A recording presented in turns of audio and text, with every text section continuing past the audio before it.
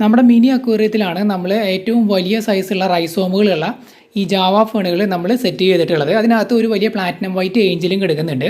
അതിനുശേഷം നമ്മൾ ഈ ഒരു കണ്ടെയ്നർ വാങ്ങിയിട്ട് അതിനകത്തും അതുപോലെ തന്നെ സെറ്റ് ചെയ്തു.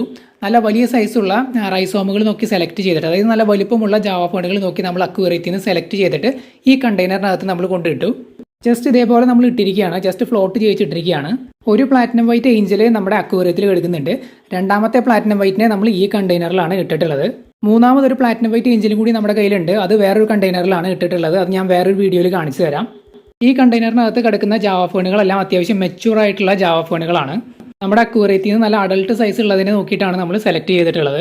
നമ്മുടെ അക്വേറിയത്തിനകത്ത് കുറേ ഉണ്ടായതുകൊണ്ടാണ് നമ്മളിങ്ങനെ ചെയ്തത്. കാരണം അതിനകത്ത് കുറേ വലിയ പ്ലാന്റ്സ് ഉണ്ട്. ആ വലിയ പ്ലാന്റ്സ് ആണ് നമ്മളിങ്ങനെ കൊണ്ടുവന്ന് ഇട്ടിട്ടുള്ളത്.